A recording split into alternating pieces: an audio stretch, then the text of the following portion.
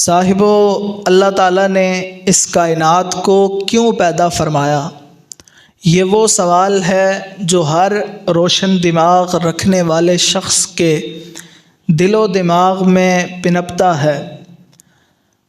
جو شخص چشم بینا رکھتا ہے وہ اس سوال کی کھوج میں نکل پڑتا ہے کہ اللہ نے اس کائنات کو کیوں پیدا فرمایا۔ یہ بڑے بڑے سنگلاخ پہاڑ، یہ چہچہاتے پرندے، یہ انسان، یہ جانور، یہ ندیاں، یہ نہریں، یہ آبشاریں، یہ بڑے بڑے سمندر، یہ برستی بوندیں، یہ گرجتے بادل، اور یہ پھل، یہ پھول، یہ مرغزار اور یہ دیگر جتنی بھی اللہ نے جتنی بھی چیزیں پیدا فرمائیں، یہ آسمان، یہ زمین، یہ چاند، یہ سورج، یہ ستارے، ان ساری چیزوں کی تخلیق کا مقصد کیا ہے؟ اللہ نے اس کائنات کو کیوں بنایا ہے؟ آخر ایسی کون سی وجہ ہے کہ اللہ نے اس کائنات کو اس وجہ کے تحت، اس مقصد کے تحت اللہ نے پیدا فرمایا؟ دیکھیں، دنیا میں جتنے بھی کام ہیں وہ کسی نہ کسی مقصد کے تحت ہوتے ہیں۔ انسان بے مقصد کام کرتے ہوئے اکتا جاتا ہے اور بے مقصد کام نہیں کرتا انسان۔ تو اللہ کی یہ ساری تخلیق ہے تو اس کے پیچھے ظاہر سی بات ہے کوئی بہت بڑا مقصد ہوگا۔ اب وہ مقصد کیا ہے؟ اگر اس مقصد کو ہم قرآن پاک سے تلاش کرنے کی کوشش کریں تو قرآن ہمیں بتاتا ہے وَسَخَّرَ لَكُم مَّا فِي السَّمَاوَاتِ وَمَا فِي الْأَرْضِ جَمِيعًا مِّنْهُ۔ اب قرآن تو یہ کہتا ہے، قرآن کی طرف چلنے سے پہلے ہم موجودہ سائنسی نظریات کے تناظر میں دیکھتے ہیں کہ یہ کائنات کیوں اللہ نے بنائی۔ سائنس کہتی ہے کہ یہ کائنات ایک دھماکے کے نتیجے میں ظہور پذیر ہوئی۔ خصوصاً جو سائنسی تحقیقات کو مانتے ہیں اور سائنسی تحقیقات کو اپنا عقیدہ بنا لیتے ہیں، موجودہ دور کے ملحدین، ان کے لیے سائنس کی بات اور سائنسی تحقیقات حرف آخر کا درجہ رکھتی ہیں، تو ان کے نزدیک یہ بات عقیدے کا درجہ رکھتی ہے۔ وہ سمجھتے ہیں کہ یہ کائنات ایک دھماکے کا نتیجہ ہے۔ حالانکہ ایک عام اور سطحی ذہن رکھنے والا شخص بھی اگر کائنات پہ نظر دوڑائے تو اسے کہیں سے بھی یہ ایک دھماکے کا نتیجہ نہیں نظر آئے گی۔ آپ دیکھیں، جب کوئی دھماکہ ہوتا ہے تو دھماکے سے چیزیں بکھر جاتی ہیں، یا وہ چیزیں جو ہے وہ بکھر کے وہ ٹوٹ پھوٹ کا شکار ہو جاتی ہیں، اور بکھر کے وہ بے ترتیب ہو جاتی ہیں، یا بکھر کے وہ سج سنور جاتی ہیں۔ دھماکے سے چیزیں بکھر کے سج سنور جاتی ہیں یا بے ترتیب ہو جاتی ہیں؟ بے ترتیب ہو جاتی ہیں۔ تو اللہ نے یہ کائنات بنائی اور کس قدر ترتیب سے بنائی۔ آپ اگر سورج کو دیکھیں تو کس قدر اللہ نے اسے خوبصورت بنایا، اپنے وقت پہ طلوع ہوتا ہے، اپنے وقت پہ غروب ہو جاتا ہے۔ چاند ہے، وقت پہ نکلے گا، وقت پہ چلا جائے گا۔ ستارے ہیں، وقت پہ آئیں گے، وقت پہ چلے جائیں گے۔ پھر آسمان ہے، پھر زمین ہے، پھر آپ سنگلاخ پہاڑ ہیں۔ یہ اتنا بڑا کائنات کا سسٹم ہے، ایک ترتیب سے چل رہا ہے۔ اللہ کہتا ہے نا قرآن میں، اِنَّا فِي اخْتِلَافِ اللَّيْلِ وَالنَّهَارِ، بے شک یہ دن اور رات کے بدلنے میں لآیات نشانیاں ہیں۔ کس قدر یعنی ترتیب سے دن اور رات بدلتا ہے، تو اس کے اندر اللہ کہتا ہے نشانیاں ہیں، لیکن نشانیاں عقل مندوں کے لیے ہیں۔ پھر آپ دیکھیں اللہ نے اس کائنات کو کس قدر ترتیب سے بنایا ہے اور کس قدر جامعیت کے ساتھ بنایا ہے، اور اللہ کی تخلیق کس قدر کامل اور اکمل ہے کہ آپ دیکھیں دنیا کے اندر انسان کی بنائی ہوئی جتنی بھی چیزیں ہیں جن کا انسان موجد ہے، وہ چیزیں ایک نہ ایک دن ایکسپائر ہو جاتی ہیں، ان کی جگہ نئی چیز آ جاتی ہے۔ آپ دیکھیں مارکیٹ کے اندر جو گاڑیاں 50 سال پہلے تھیں آج وہ آپ کو سڑکوں پہ نظر نہیں آئیں گی۔ جو کپڑے ہم 10 سال پہلے پہنتے تھے وہ فیشن آج نہیں ہے، جو گھڑی ہم 20 سال پہلے پہنتے تھے وہ آج نہیں ہے، جو مکانوں کے ڈیزائن 50 سال پہلے تھے وہ آج نہیں ہے، جو موبائل فونز 10 سال پہلے تھے وہ آج نہیں ہے، جو ریل گاڑیاں 50 60 70 سال پہلے تھیں وہ آج نہیں ہے۔ تو انسان کی بنائی ہوئی چیزوں میں بہتری کی گنجائش ہمیشہ رہتی ہے، لیکن اللہ ایسا موجد ہے، ایسا خالق ہے کہ اس کی بنائی ہوئی چیزوں میں بہتری کی گنجائش، اس نے جو جو چیز بنائی وہ کامل اور اکمل اور ایسی مکمل بنائی کہ اس سے بہتر وہ چیز بن۔ آپ آسمان کو دیکھیں، آسمان سے بہتر کوئی آسمان بن سکتا ہے؟ زمینوں کو دیکھیں، زمین جو موجودہ ہے اس سے بہتر زمین بن سکتی ہے؟ سورج ہے، پھر چاند ہے، پھر ستارے ہیں، اس سے بہتر یہ سسٹم بن سکتا ہے؟ نہیں بن سکتا۔ پھر اللہ نے قرآن پاک کے اندر یہ چیلنج کیا ہے سورہ ملک کے اندر، فرجع البصر هل ترى من فطور ثم ارجع البصر کرتين۔ اللہ کہتا ہے میری بنائی ہوئی چیزوں میں تم نقص نکال کے دکھاؤ، ثم ارجع البصر، پھر تم کوشش کرو، میری بنائی ہوئی چیزوں میں تم کوئی نقص نکال کے دکھاؤ۔ آج 1500 سال قرآن کو نازل ہوئے ہو چکے ہیں، لیکن آج تک کوئی اس چیلنج پہ ہاتھ نہیں ڈال سکا۔ اللہ کی بنائی ہوئی چیزوں میں کوئی نقص نہیں نکال سکا۔ اس کی بنائی ہوئی چیزیں اتنی کامل اور اکمل اور اتنی ترتیب کے ساتھ ہیں۔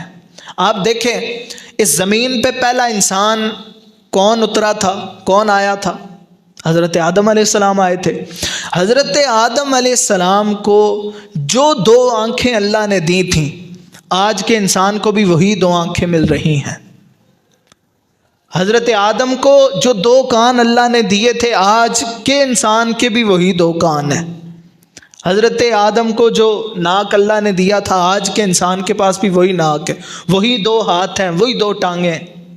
یعنی اللہ نے جو چیز تب پیدا کی تھی حضرت آدم کی صورت میں، اس میں آج تک اتنا کامل اور اکمل اللہ نے بنایا تھا کہ آج تک اس میں کوئی بہتری کی گنجائش نہیں ہے، کوئی بہتری کی گنجائش نہیں ہے اس میں۔ یعنی حضرت آدم، اور پھر بندہ یہ بھی نہیں کہہ سکتا کہ یہ والی آنکھ اگر یہاں ہوتی تو زیادہ خوبصورت لگتی، یہ کان اگر یہاں ہوتے تو زیادہ خوبصورت لگتے، ہاتھ اگر یہاں ہوتے تو زیادہ خوبصورت لگتے، اور ٹانگیں یہاں ہوتی تو زیادہ خوبصورت لگتی۔ ایسا نہیں ہے، جو چیز اللہ نے جہاں رکھ دی وہ وہیں خوبصورت ہے، وہ وہیں کیا ہے؟ خوبصورت۔ پھر آپ دیکھیں قرآن کے اندر اللہ کہتا ہے فی ظلمات ثلاث، اللہ کہتا ہے میں ایسا خالق ہوں جو 3 پردوں میں تمہاری جس نے تصویر بنائی ہے، اور تصویر بھی کس پر بنائی ہے؟ پانی پر۔ آپ نے کبھی دیکھا ہے کہ پانی پہ تصویر بنی ہو؟ پانی پہ تصویریں نہیں بنتی۔ اللہ کہتا ہے اے انسان تو اپنی تخلیق پہ غور کر، میں نے تجھے 3 پردوں میں، ایک رحم کے اندر جھلی کا پردہ، پھر رحم کا پردہ، پھر اس پیٹ کا پردہ۔ اللہ کہتا ہے ماں کے پیٹ کے اندر 3 پردوں میں اس رب نے پانی پر اے انسان تیری تصویر بنائی ہے۔ تو یہ اللہ جو ہے وہ اللہ کی ترتیب ہے اور اللہ کی مخلوق ہے، یہ اللہ رب العزت کی بناوٹ ہے اور اس میں بہتری کی گنجائش نہیں ہے۔ تو میں بات کر رہا تھا، سائنس کہتی ہے سب کچھ دھماکے کا نتیجہ ہے، تو دھماکے سے چیزیں بکھر جاتی ہیں، یوں ترتیب سے سجا سوار کے نہیں رکھی جا سکتی، یوں ترتیب سے چیزیں بکھر جاتی ہیں۔ اور میں 2-3 دن پہلے کی ایک سائنسی تحقیق پڑھ رہا تھا ہارورڈ یونیورسٹی کی۔ یہ وہ یونیورسٹی ہے اور یہ ان لیبز میں سے ہے کہ جو سائنسی تحقیقات میں اولین لیبز کا درجہ رکھتی ہیں، اولین تحقیقات میں ان کی تحقیقات شامل ہوتی ہیں۔ تو اس کے چند سائنسدانوں نے تحقیق کی اور وہ کہتے ہیں یہ کائنات بے مقصد نہیں بنائی گئی اور یہ کسی دھماکے کا نتیجہ نہیں ہے، یہ بڑے مقصد کے ساتھ اور بڑی ترتیب سے یہ کائنات بنائی گئی ہے، بڑے مقصد کے ساتھ تو میں اس وقت سوچنے لگ گیا، اور یہ ان کی تحقیق پورے سوشل میڈیا پہ مشہور ہے، تو میں سوچنے لگ گیا دیکھیں اللہ اپنی حقانیت کی اور قرآن کی حقانیت کا کام کن لوگوں سے لے رہا ہے۔ یہی تحقیق اگر کوئی مسلم سائنسدان کرتا تو لوگ اعتراض کرتے یہ اپنے مذہب کو پریفر کر رہا ہے، لیکن اللہ غیروں سے یہ کام لے رہا ہے۔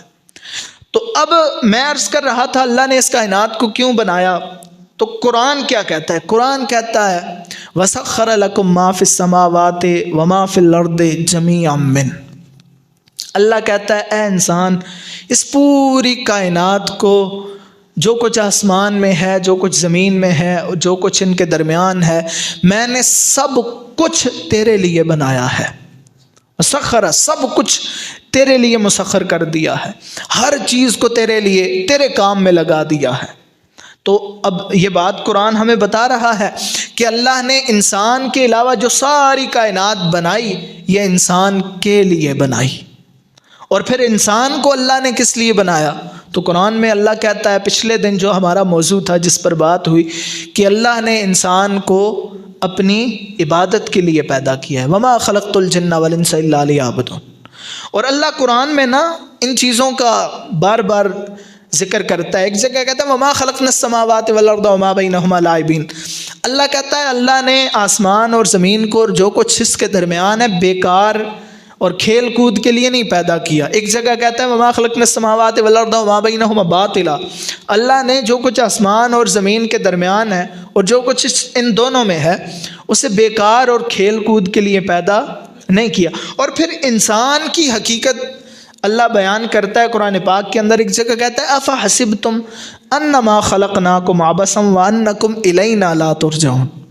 اللہ کہتا ہے انسان کیا تو گمان کرتا ہے اللہ نے تجھے بیکار پیدا کیا ہے، عبث پیدا کیا ہے، تجھے بیکار پیدا؟ تو بیکار نہیں ہے، تجھے اللہ نے بڑے اعلیٰ مقصد کے لیے پیدا فرمایا ہے۔ اللہ نے تجھے ابدیت کے لیے پیدا فرمایا ہے۔ اب ابدیت کیا ہے؟ ابدیت 6 چیزوں کا نام ہے۔ ہم لوگ سمجھتے ہیں ابدیت صرف نماز روزے کا نام ہے۔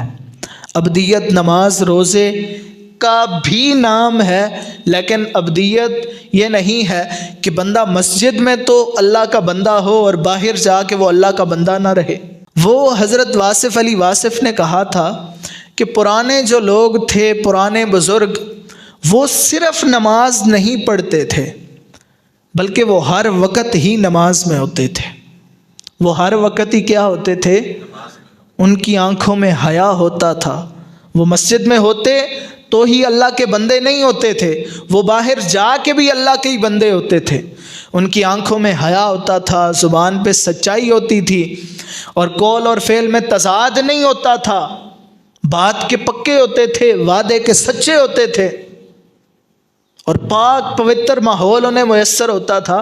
تو وہ صرف نماز پڑھتے نہیں تھے، وہ ہر وقت ہی نماز میں ہوتے تھے۔ تو یہی ابدیت ہے کہ انسان ہر وقت ہی اللہ کی بندگی میں ہو، ہر وقت ہی اللہ کا بندہ محض بن کے زندگی گزارے، اللہ کا بندہ محض بن کے زندگی۔